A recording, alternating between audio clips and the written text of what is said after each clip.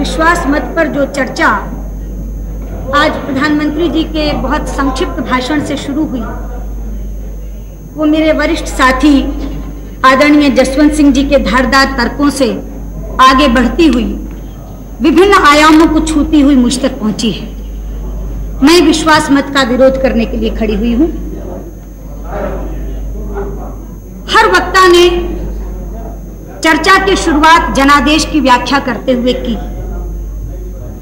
दो परस्पर विरोधी व्याख्याएं इस सदन में जनादेश की रखी गई हैं। सत्ता पक्ष का कहना है कि यह जनादेश गठबंधन की सरकार के लिए था, कोएलिशन के लिए था। मेरी ओर से प्रश्न पूछा गया है कि क्या यह जनादेश कांग्रेस के साथ कोएलिशन के लिए था? ये प्रश्न अभी तक अनुत्तरित है। सबको मैं उम्मीद करूंगी कि कल प्रधानमंत्री जवाब देते हुए अपनी बात इससे शुरू करें कि क्या यह जनादेश कांग्रेस के साथ कोएलिशन के लिए था। अध्यक्ष जी, जनादेश की जो व्याख्या चाहें आप स्वीकार करें, लेकिन एक दृश्य जो इस सदन में उपस्थित हो रहा है उसकी अनदेखी आप नहीं कर सकते।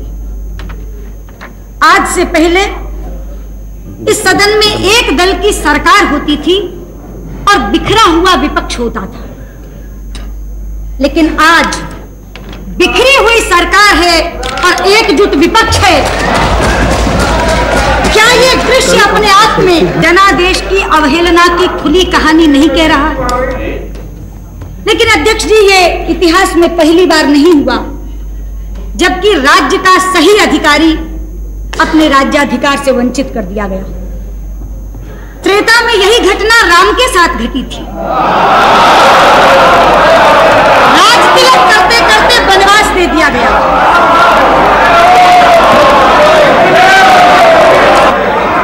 द्वापर में यही घटना धर्मराज युधिष्ठिर के साथ घटी थी, जब धूर्त शकुनी की दुष्ट चालों ने राज्य के अधिकारी को राज्य से बाहर कर दिया था। अध्यक्ष जी, यदि एक मंथरा और एक शकुनी राम और युधिष्ठिर जैसे महापुरुषों को सत्ता से बाहर कर सकते हैं, तो हमारे खिलाफ तो कितनी मंथराएं और कितने शकुनी हम राज्य में बने कैसे रह सकते थे? अध्यक्ष जी, शायद राम राज्य और सुराज्य की नियति ही यही है। Please, come on, don't make your speech so interesting.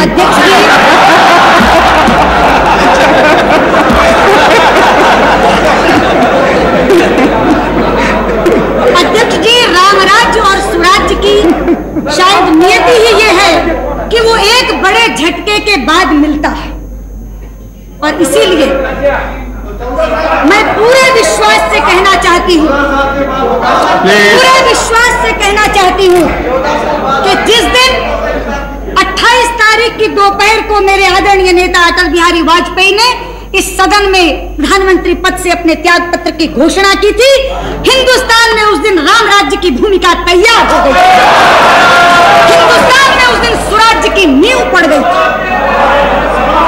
Doordarshan के सामने जीवंत प्रसारण देखने वाला हिंदुस्तान का वो मतदाता उनके त्याग पत्र की घोषणा के साथ करहा उठा था, ये अन्याय हुआ है, अन्याय हुआ।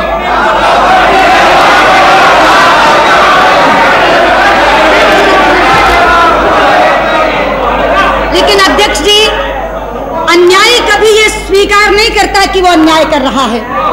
अन्यायी तो अपने स्वार्थ को सिद्धांत का बाना पहनाकर इस तरह प्रस्तुत करता है जैसे सबसे बड़ा न्याय कर रहा है, और यही इस सदन में घटा।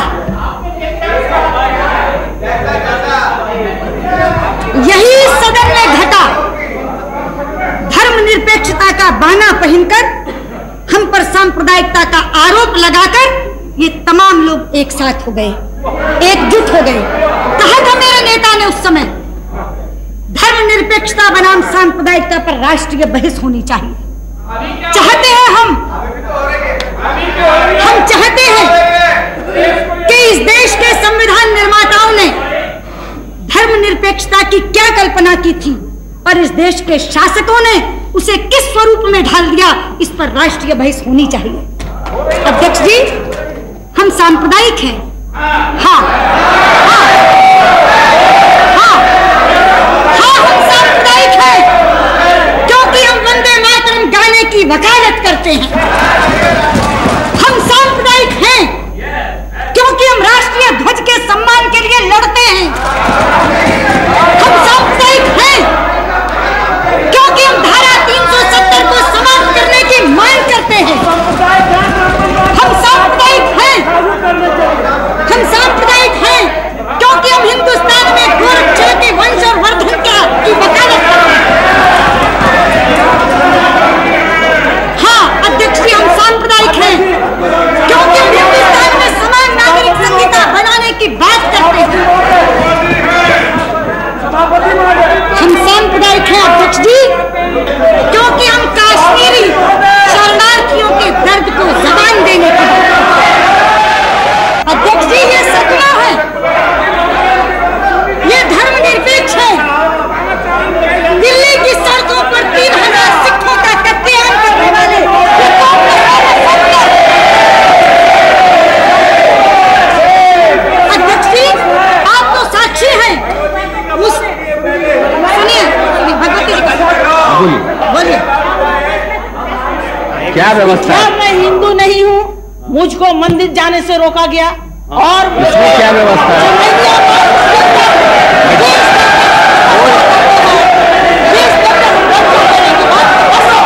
कोई व्यवस्था नहीं है बेटी,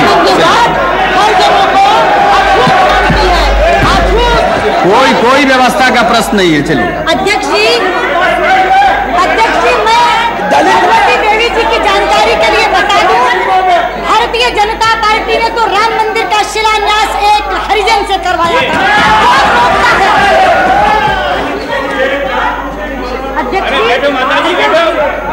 अध्यक्ष जी, मैं कह रही थी ये सेकुलर है, ये कांग्रेस जन। दिल्ली की सड़कों पर 3000 सिखों का कत्लेआम करने वाले ये कांग्रेसमैन सेकुलर हैं और आप बिहार के साक्षी हैं। अध्यक्ष जी, मुस्लिम और यादव का जोड़ बैठाकर माई की राजनीति करने वाले ये जनता दल वाले सेकुलर हैं। हाँ क्या सभापति जी, मैं नहीं जानता कि सदन में कितने अध्यक्ष काम कर रहे हैं। मैं केवल आपसे निवेदन कर रहा था कि कोई सदस्य अगर बोल रहा हो तो दूसरे सदस्यों को कम से कम हमारे जैसे लोगों को ये अनुमति देनी चाहिए कि उनकी बात हम सुन सकें। मैं नहीं जानता किस रोष में ये लोग बोल रहे हैं। आपसे बहुत से रोष वालों को मैंने देखा है, ये रोष उनको नहीं दिखा है। इसलिए मैं तो सभापति जी को ये कह रहा था, जब सुषमा जी बोल रही हैं तो उनकी बात को सुनना चाहिए और जिनको उत्तर देना हो उनको उत्तर देना चाहिए। हाँ। अध्यक्ष जी, मैं इनके सेकुलर क्रेडेंशियल्स का जिक्र कर रही थी। अध्यक्ष जी, अपने वोट बैंक को खुश करने के लिए निर्दोष राम भक्तों को गोलियों से भूनने वाले ये सपा वाले सेकुलर, चकमा शरणार्थियों को भगाने वाले और घुसपैठियों को बसाने की वकालत करने वाले ये वामपंथी सेकुलर। सच्चाई तो ये है अध्यक्ष जी कि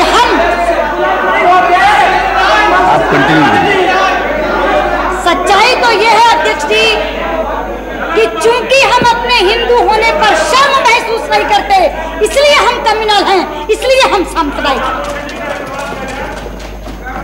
और इस देश में जब तक आप अपने हिंदू होने पर शर्मिंदगी महसूस नहीं करते, आपको इन तथाकथित बुद्धिजीवियों से सेकुलर होने का सर्टिफिकेट नहीं मिल सकता। अध्यक्ष जी, सेकुलरिज्म की हमारी परिभाषा यह है कि एक हिंदू अच्छा हिंदू हो, एक मुसलमान अच्छा मुसलमान, एक सिख अच्छा सिख हो, एक ईसाई अच्छा ईसाई, और सब अपने अपने पंथों का अनुसरण करते हुए एक दूसरे के धर्मों का आदर करें। ये हमारी परिभाषा है। लेकिन इनका सेकुलरिज्म हिंदू को गाली देने से शुरू होता है, और अगर आप उस गाली देने के कार्यक्रम में शिरकत नहीं करते तो आप सेकुलर हो ही नहीं सकते। और मैं कहना चाहती हूँ, सरकार या ना सरकार, हमें सेकुलरिज्म की ये परिभाषा मान्य नहीं है। अध्यक्ष जी, आज से पहले तो केवल हिंदुत्व पर प्रश्न चिन्ह लगाया जाता था। हिंदुत्व तो शब्द के हमसे मायने पूछे जाते थे, लेकिन पिछले विश्वास मत पर चर्चा सुनते सुनते मेरी आंखें डबडबा गई जब इस सदन में भारतीयता शब्द पर भी प्रश्न चिन्ह लगा। आज से पहले तो कहते थे इंडियन नेशनैलिटी की बात कर सकते हो, लेकिन इसी सदन में चर्चा के दौरान कहा गया, मैं तो बहुत कद्र करती हूँ मुरासली मारन जी के, लेकिन उन्होंने कहा we are different, you are different. आप कौन सी संस्कृति की बात कर रहे हैं? भारतीयता क्या होती है? मुझे था शायद इनमें से कोई बोलेगा। एक उम्मीद चंद्रशेखर जी से जरूर थी, पता नहीं क्यों कौरवों की सभा के भीष्म पितामह की तरह आप भी मौन साधे रहे।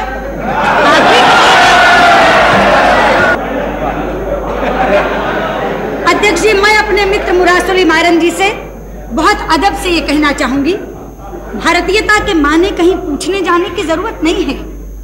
अरे भारतीयता का अर्थ यही है कि भंगड़े से भरतनाट्यम तक सारे नृत्य भारतवर्ष के नृत्य हैं। भारतीयता के माने ये हैं कि जम्मू के राजमा चावल और पंजाब की मक्की की रोटी से लेकर दक्षिण के इडली डोसे तक सारे आहार भारतवर्ष के आहार। भारतीयता का अर्थ यही है कि अमरनाथ से लेकर रामेश्वरम तक सारे तीर्थ भारतवर्ष के तीर्थ हैं।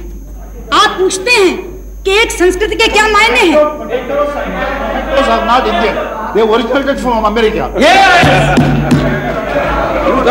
अध्यक्ष जी, एक संस्कृति के मायने यही हैं कि शिव का भक्त अमरनाथ का जल लेकर रामेश्वरम के पैर पखारता है।